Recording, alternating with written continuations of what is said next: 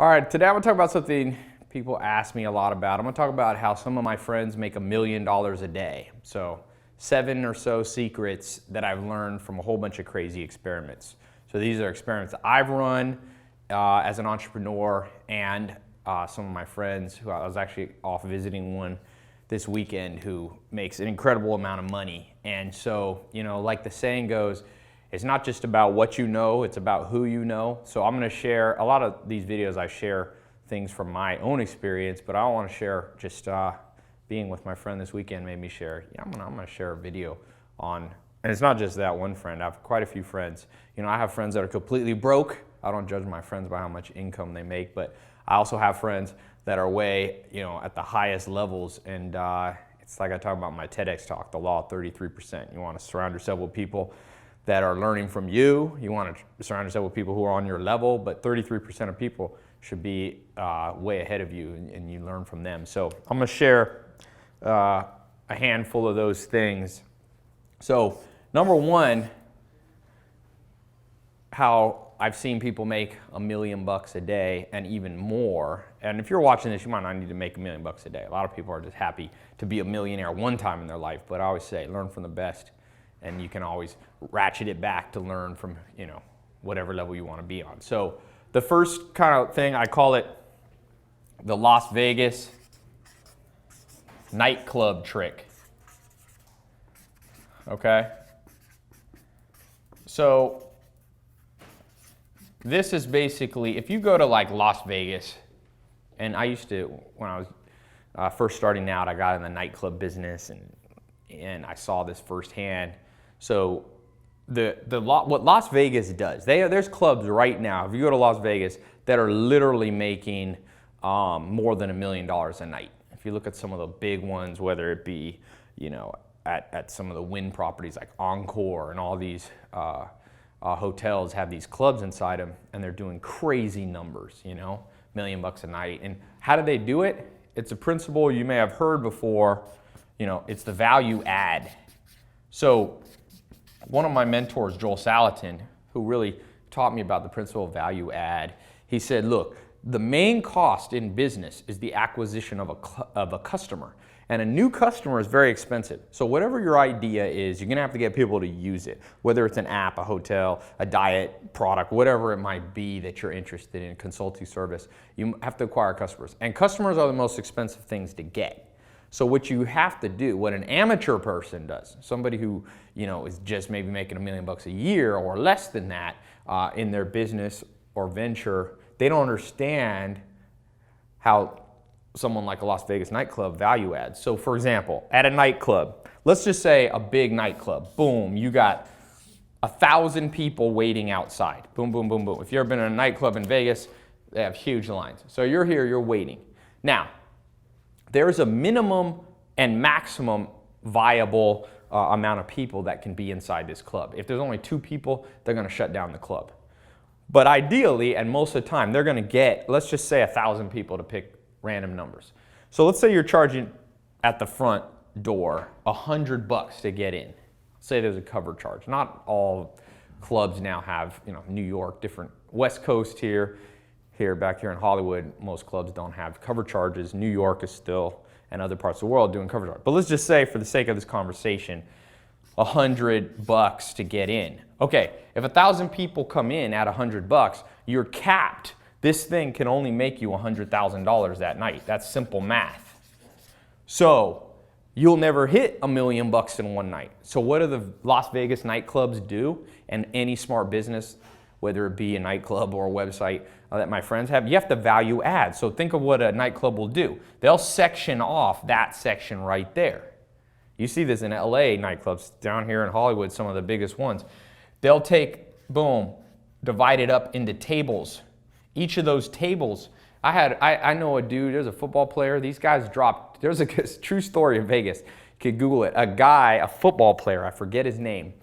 He had, for some reason, a whole bunch of cash. He brought in literally like a chest, like a pirate's treasure chest, full of 250 grand in cash. He brought that to his table and spent it all in one night.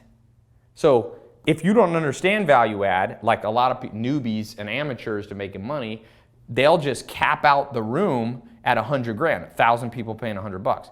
But these Vegas casinos and Hollywood casinos, boom, you add, now this section here made you 250 grand extra, just that one little table. And what do they have to do? They hire a couple pretty waitresses, they put sparklers, if you've ever been to Vegas, some champagne, boom, the value add. Same square footage as an amateur nightclub owner. You see the same thing in restaurants. You can do this where you have high-end restaurants that are pull inside. There's a place in Beverly Hills called, I think it's Crustacean, one of the most prestigious restaurants in Beverly Hills. They got a whole area that's only reservation only. So again, the value add. Now, you might not be in the nightclub business, and I'm just giving you a quick one because I want to go through some of these just to give you an idea, get your brain churning. And this is really the things that I constantly remind myself. You know, you got to understand, whatever your idea is, you won't be profitable and you won't hit big numbers, whether it's $1 million a day or $1 million a year, if you only have one source of revenue per customer. You have to be able to take the customer in the funnel and you have to be able to go, boom, they're in, and what else am I going to sell them? And the best way to do that, some people call it an ascension model, like ascending versus descending.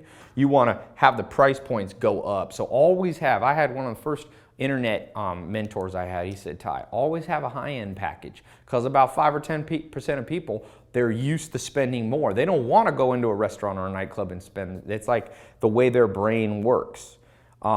Another word for this, by the way, is called holonic businesses. That's a more advanced term for those of you more advanced. A holonic business model is where you have businesses inside of businesses. This is a simpler word for you new people, value add, holonic for you advanced. So it's a business, you have a separate business center inside of the nightclub business center. So that's one of them. So another one, the power scaling principle. So number 2, you have to understand how to power scale. And you've probably heard people say this before, but I'll give you an example. One of my buddies he's not quite making $1 million a day, but he makes about $500,000 a day. So he's doing about 100 to 150 million a year. And we were talking, and what he did was he found one advertising source, okay? Other people, by the way, the more fancy word for this would be arbitrage. If you want to keep it simple, power scale. So what he did, he figured out an advertising source where he was spending, he told me he spent $1,000, and that advertising source made him $2,500 in one day. So he netted $1,500. His arbitrage, money in, money out, money in, as arbitrage kind of principle, $1,500 a day. So here's what most people, this is where my friend and my friends that I'm talking about today are completely different. What did he do different? Easy.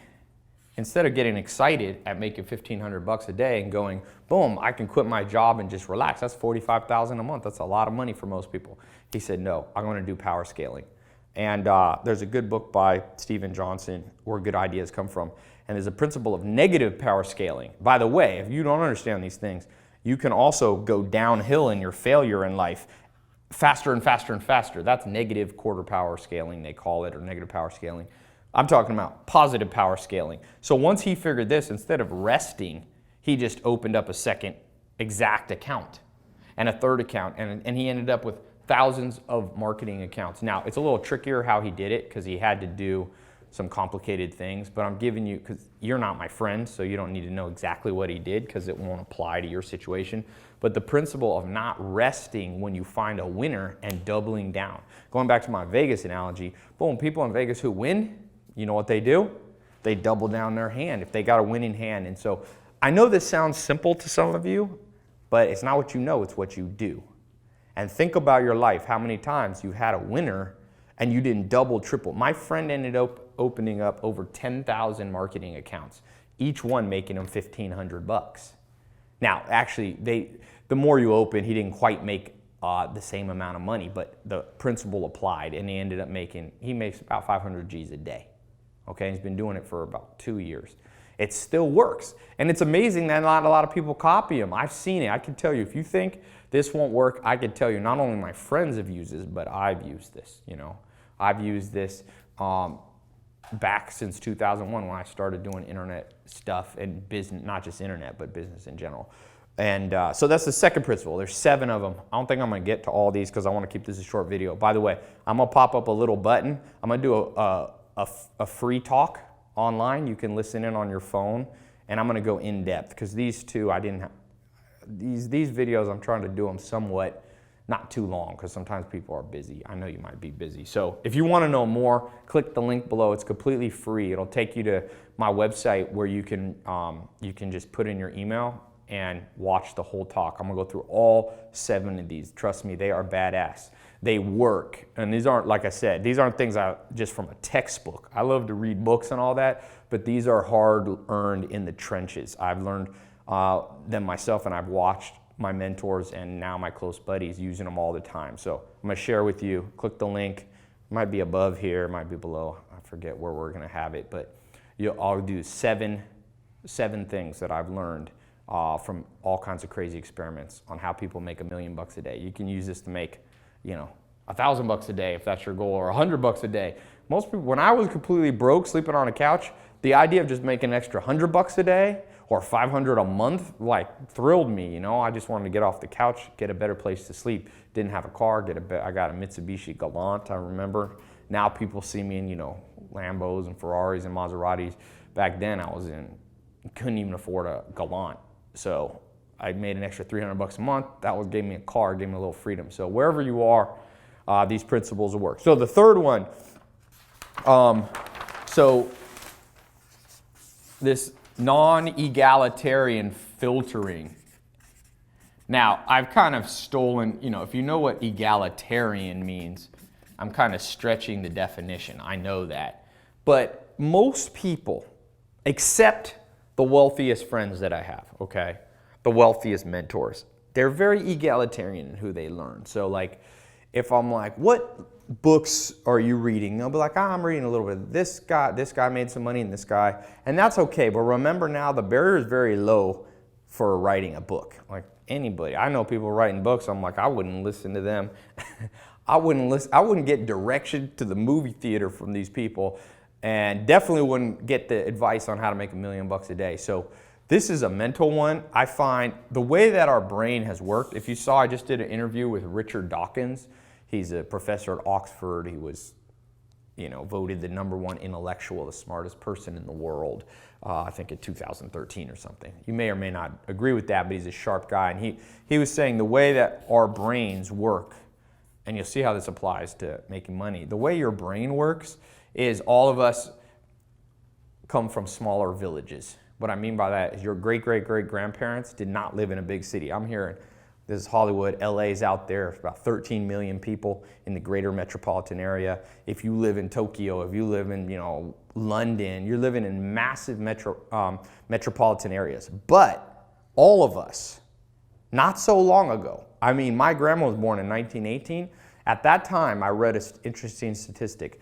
At that time, 90% of the world lived on farms or in small villages, okay? Nowadays, in 2000, the turn of the century, it flipped. 90% of people live in big cities and 10% live in small villages or farms or small towns. So what does that mean? It means you and I inherited an adaptation in our brains. Dr.